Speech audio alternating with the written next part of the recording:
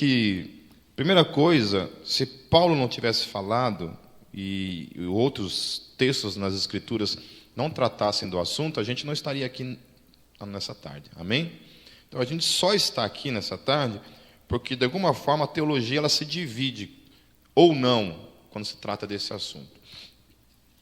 Alguns têm uma abominação pelo termo, outros acatam extremamente o termo, e outros veem uma conciliação entre as duas vertentes. E nós vamos ver então aqui nessa tarde. Vamos falar sobre isso um pouco, vamos conversar, e vamos ver aonde a gente chega nisso tudo. Amém? Então, assim, eu quero estabelecer assim algumas premissas antes da gente começar a falar. Porque é importante que a premissa seja estabelecida, porque senão a gente perde tempo aqui. Primeira coisa, como premissa eu quero estabelecer, que o nosso interesse aqui é o conhecimento bíblico, e não o que eu penso, o que eu acho, se eu gosto, se eu não gosto da questão, da conclusão do que vai ser tratado. Amém? Então, nós estamos aqui para defender uma doutrina, não estamos aqui, melhor dizendo, para defender uma doutrina emocionalmente agradável. Ok? Então, a primeira premissa é essa. Eu não estou aqui para defender uma doutrina que vai agradar as pessoas necessariamente. Ok? Então, não é esse o propósito, agradar as pessoas. O propósito é falar o assunto que a Bíblia fala, mesmo que isso nos inquiete, nos incomode. Se ela agrada ou não, não é o alvo deste fórum. O que importa é se ela é bíblica e se ela responde à vida de modo geral ou não. O que responde, quando a gente está falando da existência da vida, de tudo que ocorre no dia a dia, qual é a resposta que abraça de modo geral a todas as questões que nós lidamos no dia a dia com respeito à fé e à descrença nesse mundo? Qual que é a resposta para isso? É o livre-arbítrio que impera? É a predestinação? É a soberania de Deus? Afinal de contas, o que rege essas questões do nosso dia a dia? Por isso, a rejeição a ela se deve à conclusão de que não é bíblica. Amém? Então, se no final de tudo isso daqui nós chegarmos a uma conclusão de que essa doutrina ela não é bíblica, ela deve partir então desse princípio. Ela não é bíblica, mas nunca deve partir de um princípio: eu não gostei. Eu acho que é bíblica, mas não estou muito afim de acreditar nisso. Ok? Então não é se eu gostei ou se eu não gostei, mas sim se ela se trata de uma doutrina bíblica ou não. Então, assim, também uma outra questão que muita gente pode pensar assim, inclusive nos debates que eu já tive acerca desse assunto, as pessoas falam assim: Pipe, você acredita nisso porque você é presbiteriano, porque você nasceu na igreja presbiteriana. Então, diante de Deus, eu nunca ouvi meu pastor falando de púlpito, meus pastores falando de púlpito sobre predestinação. Nunca ouvi isso na igreja presbiteriana, desde que eu nasci e desde a época em que eu me converti. Nunca ouvi isso. Eu não aprendi isso dentro da igreja presbiteriana. Eu aprendi isso dentro de um seminário. Quando eu fui para um seminário estudar teologia, o assunto predestinação entrou dentro da questão. Meu seminário ao qual eu fazia não era um seminário presbiteriano, e, portanto, eu não tive aula sobre predestinação. Eu não tive aula sobre calvinismo, por exemplo. Não tive esse tipo de aula. O seminário era interdenominacional e você era obrigado a estudar outras coisas ao invés disso. Se fosse um seminário presbiteriano, bem provavelmente eu teria que ter estudado isso. Mas nesse seminário que eu fiz, não. Então, tudo surgiu por causa da leitura de um livrinho que dizia assim, a doutrina da predestinação em Calvino. Tudo começou por causa desse livro. Isso ocorreu há mais ou menos uns 18 anos atrás. Eu estava no primeiro ano do seminário e esse livro me chamou a atenção na biblioteca. Eu acreditava em outras coisas naquela época, e essa foi mais uma das coisas em que minha fé foi abalada. A minha fé, a minha crença, aquilo que eu acreditava foi abalado. Quando eu li esse livro, tudo aquilo que eu acreditava foi colocado à prova com relação à crença no livre-arbítrio. Esse livro me abalou, me colocou em crise existencial, em crise teológica, fiquei mal, fiquei com raiva de Deus. Todos os sentimentos que a palavra predestinação gerou em mim. Então, assim, eu não nasci crendo nisso, não fui convencido por algum pastor, fui convencido mediante muita luta, muita briga teológica mesmo com os textos, e em especial o texto que a gente vai tratar nessa noite. Ok? Certa vez eu disse uma frase que para mim é uma verdade isso. Eu disse assim: a maior ignorância que um cristão pode pronunciar por meio de sua boca é: eu não creio na predestinação. Para mim isso é uma ignorância. Isso sem querer ofender ninguém. Mas para mim é uma ignorância a pessoa dizer: eu não creio na predestinação. Por quê? O máximo que a gente pode concluir é: eu creio na predestinação desta forma. Mas jamais um crente, ou alguém que crê na Bíblia Sagrada, pode dizer assim: não creio na predestinação. Ele pode dizer: eu não creio na predestinação segundo Calvino. Ótimo. Eu não creio na predestinação como o Pipe crê. Ótimo. Eu não creio na predestinação conforme as igrejas reformadas creem. Ótimo. Não tem um problema nisso. Mas eu não posso dizer eu não creio na predestinação, porque a doutrina da predestinação é bíblica. A palavra predestinação aparece na Bíblia. Então eu tenho que ver o que eu vou fazer com ela. Está lá. Então eu vou dizer: olha, eu creio que a predestinação funciona dessa forma. Amém? Aí sim, está tudo certo. Agora não diga eu não creio na predestinação, porque então nós temos que pegar as palavras, todas as vezes que aparece essa palavra na Bíblia, rasgarmos, jogarmos fora, tirarmos ela das nossas Bíblias Sagradas. Amém? Certo? Então o propósito não é fazer você crer na predestinação, do modo como Calvino acreditava, mas você saia daqui nessa noite entendendo isso, que é importante entender isso, que negar a predestinação é negar uma doutrina bíblica. A forma como cada um vai interpretar isso, ler e compor essa doutrina na sua mente, aí é uma questão que compete a cada um se propor a estudar, ralar mesmo em cima disso, para chegar a um conhecimento. Uma história engraçada acerca de mim. Um rapaz lá no meu Facebook, ele colocou assim: eu estava lembrando de quando fui para Curitiba estudar missões numa escola e tal. Aí eu fiquei louco para conhecer a Gólgota. Todo mundo falou muito bem e tal. Aí umas pessoas disseram tipo assim: cara, lá é muito massa e tal, palavra de Deus e tudo. Só um problema: é que o pastor lá é calvinista. Ele crê em predestinação. Então, esse é um defeito. Crer na predestinação se tornou um defeito, um problema. Olha, só tem um defeito, a Gólgota, que o pastor lá crê na predestinação, que o pastor lá é calvinista. Então, a Gólgota tem esse defeito. Eu sou o defeito da Gólgota, porque eu creio na predestinação.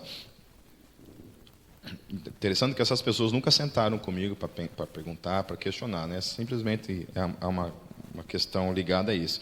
E isso aqui, de certa forma, me preocupou, porque eu pensei: poxa, mas acho que deve ter mais gente que pensa assim, né? Acho que tem muita gente que deixa de vir na Gólgota porque o pastor aqui crê na predestinação. Quando se fala de calvinismo, a gente tem que tomar um certo cuidado ao ligar o termo predestinação com o termo calvinismo. Porque é automática a ligação. Que quando você fala eu creio na predestinação, as pessoas já dizem: você é calvinista. É como se Calvino tivesse inventado a doutrina da predestinação. Isso não é verdade. O máximo que Calvino fez foi sistematizar a doutrina da predestinação. Foi extrair uma doutrina que estava na Bíblia e sistematizá-la segundo a forma como ele entendia aquilo tudo. Ok? Então a doutrina da predestinação não é necessariamente calvinista. Spurgeon já defendia ela. Outros teólogos defenderam ela de forma também ferrenha, sem necessariamente estar ligado ao Calvino. Ok? Então, assim, se no final de toda a conclusão aqui tiver coisas que eu creio que são semelhantes ao Calvino, é uma mera coincidência, porque tanto eu quanto ele estamos usando a mesma referência, que é as Escrituras. Ok? Então, quando a pessoa me fala: o Pipe é calvinista, eu falo assim: sei lá, cara, eu acho que eu sou paulista. Então, sou pauliniano. Eu creio naquilo que Paulo escreveu e pronto, me contento com isso. Amém? Como eu já falei, o termo calvinista se tornou um termo pejorativo, né? Você fala, sou calvinista, é como se você dissesse que eu tenho lepra, sei lá, tenho tuberculose, aquela que se espalha pelo ar, assim, ninguém quer chegar perto de você.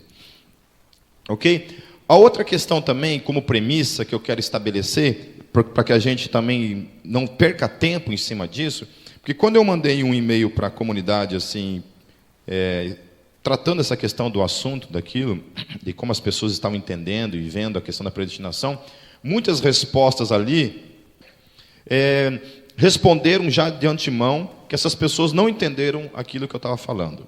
E estavam pensando que eu acreditava numa coisa que eu mesmo não acredito. Por causa dessa ligação muito forte. Então, a primeira coisa, então, é muito forte a ligação do termo predestinação com o termo calvinismo. E eu já falo para vocês que não tem nada a ver uma coisa com a outra. Não é que não tem nada a ver uma coisa com a outra, mas não necessariamente uma coisa signifique a outra. A segunda coisa, também com premissa que nós precisamos entender, é a diferença entre predestinação e predeterminismo, que muita gente liga uma coisa com a outra.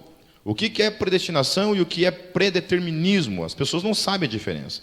Então, tem coisas que falam que eu creio que é predeterminismo puro, e eu não creio no predeterminismo. O que o predeterminismo diz? O predeterminismo diz que Deus quis que o homem pecasse, que Deus quis que todos os pecados que você faz foram predestinados, literalmente. Deus predestinou cada ato teu de pecado nesse mundo. Deus quis. Então, todo assassinato, todo estupro, toda mentira, todo roubo, todo adultério, que mais? Todo egoísmo é a vontade de Deus manifestada literalmente. E aí sim, segundo o predeterminismo, a conclusão, logo, somos robôs, tem sentido.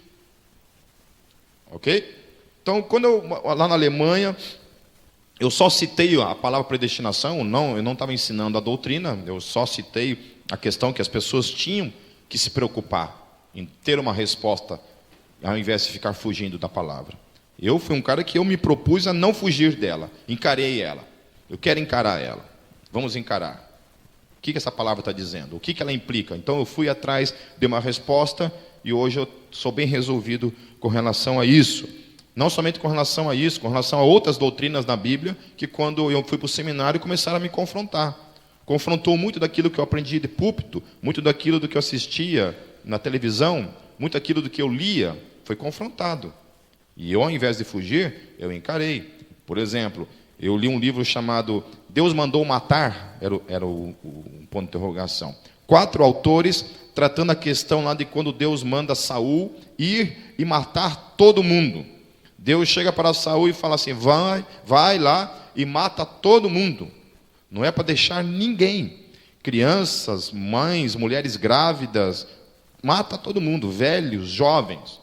Nessas 4 vertentes, os 4 teólogos defenderam o relativismo nas Escrituras. E eu me revoltei com aquilo. Fiquei muito indignado com aquilo. Porque eu entendo que as Escrituras têm que ser encaradas da forma como está ali mesmo. Seja qual for a consequência que aquilo trouxer, em termos filosóficos, com as minhas emoções ou não, eu encaro aquilo ali e não tenho nenhum problema em lidar com aquilo. Então eu fui lá e lidei com aquilo, e eu fiz uma 5ª resposta, depois que eu postei lá no meu blog, respondendo a essa questão, de que eu entendo, se Deus mandou matar, não tenho que ficar justificando. Eu não fui chamado para ser um advogado de Deus. Deus mandou matar, Ele teve razões pelas quais Ele mandou matar. Isso se chama justiça. Deus trouxe juízo e ponto final. Teve teólogo que defendeu a ideia de que de que as pessoas tinham se equivocado. De que, na verdade, não foi Deus quem falou. Foi outra coisa que falou ali. Não sei qual o princípio que você chega, né, que você parte para você chegar a essa conclusão. De que não foi Deus quem falou. Sei lá. Aí fica complicado, né? De como é que você vai acreditar na Bíblia? Como é que você vai acreditar naquilo que está escrito ali? Qual é o filtro que nós usamos para determinar quando uma coisa é Deus falando e quando não é? Só é Deus falando quando me agrada? Quando agrada o meu senso de justiça, aí é Deus falando. Quando não me agrada, não é Deus falando. Então, eu sou um cara que não tem problema com isso. Eu vou lá e encaro aquele problema, aquela dificuldade teológica, até o final. Mesmo que ela vá em desencontro a tudo aquilo que eu creio, eu vou encará-la. vou encará-la. E se aquela doutrina me convencer, eu não tenho nenhum problema em abraçá-la. Então, tratando a questão do predeterminismo e a predestinação, uma coisa é diferente da outra. Predeterminismo, Deus determina todas as coisas. Essa é a crença do predeterminismo. Todos os teus pecados, você escova teu dente, sei lá, quando você toma banho, você não toma banho, é tudo a vontade de Deus. Se você penteia o teu cabelo, não penteia, se você lava a tua roupa, não lava a tua roupa. Desde pecados a coisas mínimas. Quantas vezes você respira, é Deus que determinou isso. Ele escreveu lá, ó, o Pipe hoje vai com uma gripe lascada lá para Gólgota. Deus escreveu tudo isso. Isso é o predeterminismo. Então, deixando bem claro, eu não creio nisso. Se alguém nessa tarde que quiser defender o predeterminismo, o microfone está aberto ali, você pode vir aqui na frente, sem problema nenhum, ok? Mas eu não estou aqui para defender o predeterminismo, portanto, eu não creio nisso. Certo? Então, não venha me perguntar questões ligadas ao predeterminismo, porque não é isso que eu acredito. Então, muitos dos e-mails das respostas que eu recebi falavam isso. Por exemplo, uma menina falou assim, eu busco uma vida de santidade a vida inteira. E tem um cara lá na igreja que o cara é pecador, o cara vive pisando na bola, vive na sacanagem e tal. E esse cara morre e ele foi predestinado a ir para a eternidade. Eu que busquei uma vida de santificação a vida inteira, não fui predestinado para a eternidade. Como é que resolve isso? Isso é predeterminismo. Não tem nada a ver, eu não creio nisso. Ou seja, Deus fez ele pecar a vida inteira e ainda no final Deus vai salvar ele. Deus fez ela ser santa a vida inteira e no final não vai salvar ela. Entendeu? É um Deus que não tem o controle. É um Deus assim meio... O controle de Deus é absoluto, totalmente sobre as pessoas. E não é nisso que eu creio. Certo? Então a gente vai responder essa questão. Entenderam que predeterminismo não é predestinação? Porque, olha só, sempre eu digo, Deus me predestinou para a salvação. As pessoas entendem. Então é Deus quem faz você pecar? Entendeu? Se Deus me predestinou para a salvação, então é Deus. As pessoas entendem outra coisa. Você fala predestinação, se entende predeterminismo. A predestinação diz respeito que Deus é soberano quanto à salvação e o seu cuidado para com os seus eleitos. Em nenhum momento isto implica que quando estou escovando os dentes, é Deus quem está fazendo minha mão escovar meus dentes. Ok? Certo? É uma premissa. Predestinação e soberania implicam que, diante de outras possibilidades, a vontade de Deus é soberana sobre todas elas. Agora, uma questão que eu quero perguntar para vocês. Há 3 classes de pessoas no mundo hoje. As que creem em Cristo, certo? As que não creem em Cristo, e as que nunca ouviram para crer ou não crer. São 3 tipos de pessoas no mundo. As que creem, que eu acredito que são todos aqui, aqueles que ouviram, mas não creram, e aqueles que nunca ouviram do Evangelho para crer ou não crer. A minha pergunta é, quanto a esta última classe, 3 coisas. Primeiro, todas irão para o inferno, uma vez que nunca ouviram do Evangelho, para crer ou descrer, todas elas irão para o inferno. Segunda opção, todas serão julgadas por suas obras. Terceira opção, todas serão salvas mediante a graça, ou algumas serão salvas mediante a graça. Uma observação. Essas pessoas são pessoas que viveram sem nunca terem ouvido falar do Evangelho. Nunca. Em suas vidas ouviram acerca de Jesus. Nunca. Ok? Nunca. Nós estamos falando de uma questão absoluta. Nunca ouviram do Evangelho. Pessoas que ouviram do Evangelho e rejeitaram fazem parte da segunda classe. Estou falando de uma terceira classe. dos povos que nunca ouviram do Evangelho e estão morrendo nesse momento. Pessoas no mundo todo estão morrendo hoje sem nunca terem ouvido acerca do Evangelho, de que Cristo morreu numa cruz. Qual a resposta? O que vocês acham? E aí, quem quiser responder, bom, você pode responder daí, ou então vir aqui no microfone. O que vocês acham? Nunca ouviu falar do Evangelho. A número 1, todos vão para o inferno. Quem acha que todos vão para o inferno, levanta a mão. Pô, levanta a mão. Quem não precisa ter vergonha. Por que tem vergonha? Tá, beleza. Então, uns 8 aqui acham que todos irão para o inferno. Por quê? Fora de Cristo não há salvação. Certo? Então, fatalista isso. Quem nunca ouviu falar do Evangelho, vai para o inferno. Certo? Porque morreu sem Cristo, não tiveram oportunidade de salvação, ponto final. Quem acredita que serão julgados segundo suas obras? Tá, então essas pessoas vão ser julgadas pelas obras delas, e não pela fé. Que a lei de Deus está no coração do homem. Terceiro, quem crê que serão salvas mediante a graça, se forem salvas? 2, 3, 4, 5, a grande maioria está cheia da graça no coração aí. O pessoal está bem gracioso. Ficou meio que 1/3 fatalista, jogaram todo mundo no inferno. 2/3 aí está meio que uma salvação mediante a lei, certo? Porque não é pela graça, é pela lei, certo? Beleza?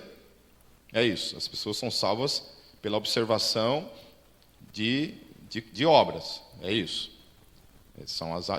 É isso, não é? Ou não é isso? Não necessariamente. É injusto. Calma, vocês já estão concluindo aí. Então tá, vai ter que vir no microfone e falar aí. Vai, fala ali, vai lá. Aí, varão corajoso. Tipo assim, eu creio que nem... E aquelas pessoas que morreram antes de Cristo vir para a Terra, que nunca tiveram oportunidade também. Então, todas elas iriam para o inferno ou seriam julgadas pelas suas obras? Certo. Não, eu não estou questionando, só estou abrindo para vocês falarem. Depois a gente vai colocar tudo isso à prova, tá? Eu penso assim, que para ser salvo, a obra e a fé tem que andar junto. E outra coisa que eu penso, que você perguntou a primeira, se vai ser salva pela graça. Pela graça, sim, porque a graça de Jesus é para todos. E já, vamos dizer que eu nunca ouvi falar de Cristo, como que eu vou para o inferno? Por exemplo, se eu morasse no meio do mato, nunca ninguém chegasse lá e, você tem que passar por Cristo para ter a tua salvação. Então, se eu morrer, se eu vivi num nada lá, como que eu vou fazer pecado? Ou eu vou pensar mal de uma pessoa, ou eu vou falar, ou alguém que veio me trazer a palavra e eu não guardei no coração. Então, a palavra de Jesus para mim é ser guardada no coração. E desde uma vez disso, o homem tem que deixar as velhas coisas e caminhar para frente. E tudo que é tipo de pecado é lançado, jogado dentro do mar e não vai ser pescado novamente. Não lembre do teu passado. Então é isso que eu acho. Se eu não escutei de Jesus... Então tá. Então, 1/3 mandou todo mundo para o inferno. 1/3 deu uma chance para os caras, falando que os caras podem ser salvos mediante a graça, não mediante a fé, mas mediante a graça, não, desculpa, mediante as obras. E 1/3 que podem ser salvos mediante a graça. Ok? Beleza, vamos então à Bíblia, né? Certo? Abram suas Bíblias lá em Romanos e deixam abertas suas Bíblias em Romanos. Romanos é o maior tratado de soteriologia que nós temos em mãos. O que é soteriologia? É a doutrina da salvação. Paulo vai tratar em Romanos acerca da doutrina da salvação. Então, sem a Bíblia a gente vai ficar divagando, né? Então vamos lá. Eu vou tratar a respeito da síntese de Romanos. Nós não vamos ler Romanos todo, mas nós vamos ler a síntese de Romanos. Ok? Então lá, a síntese de Romanos. Capítulo 1, a síntese do capítulo 1. Então nós vamos lá. A gente vai... Primeiro lá, capítulo 1, dos versículos 18 a 32, diz o seguinte: todos os homens receberam certa medida de revelação acerca de Deus por meio das coisas criadas. Ponto. Amém? E isso foi o que a Esther estava falando, citando esse texto de Paulo. Todos. Paulo fala assim, tudo que se podia conhecer de Deus, é só olhar para a criação, que o homem, então, ele é indesculpável. Ok? Ele é indesculpável. Só tem um problema. O mesmo texto que está falando que Deus escreveu na consciência do homem, o mesmo texto que está falando que a gente pode olhar para a criação e ver Deus, está dizendo que todos os homens não quiseram e, do contrário, se entregaram a toda sorte de pecados. Leiam lá, versículos 18 a 32. Alguém pode vir aqui no microfone e ler para mim?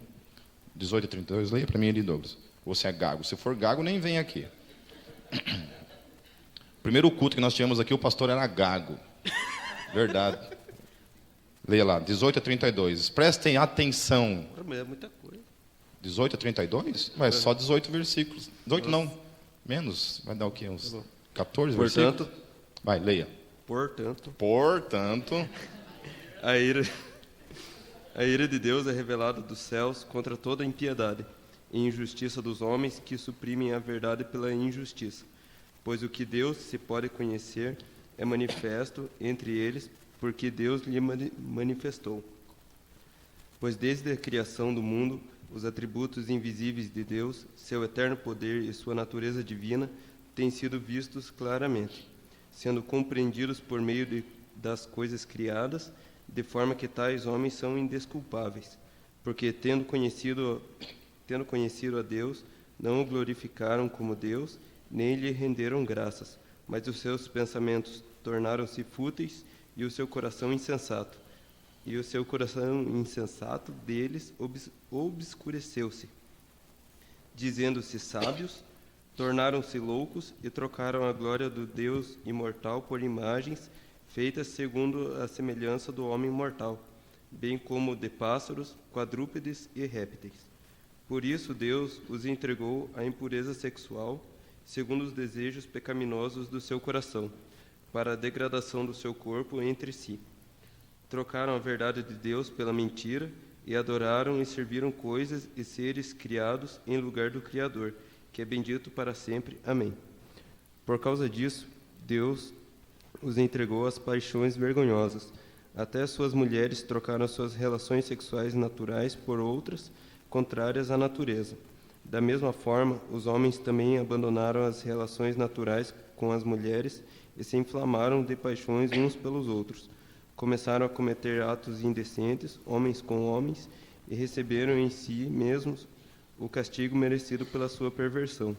Além do mais, visto que desprezaram o conhecimento de Deus, ele os entregou a uma disposição mental reprovável para praticarem o que não deviam. Tornaram-se cheios de toda sorte de injustiça, maldade, ganância e depravação. Estão cheios de inveja, homicídio, rivalidades, engano e malícia. São bisbilhoteiros, caluniadores, inimigos de Deus, insolentes, arrogantes. Chega. Não, tá bom. Arrogante, tá bom? Tá bom, chega. Então, o que nós temos ali? Os homens renunciaram à revelação natural. O que se pode conhecer acerca de Deus está na natureza e os homens renunciaram. E o que fizeram, do contrário, se entregaram a todas as formas de pecados, Paulo está falando. Certo? Então, por mais que existe uma revelação natural, estou falando que não é essa revelação especial. A revelação natural é que, de certa forma, o homem pode olhar para a natureza e ver Deus. Os homens são indesculpáveis, Paulo está falando. Portanto, a justiça de Deus, ela se aplica nisso.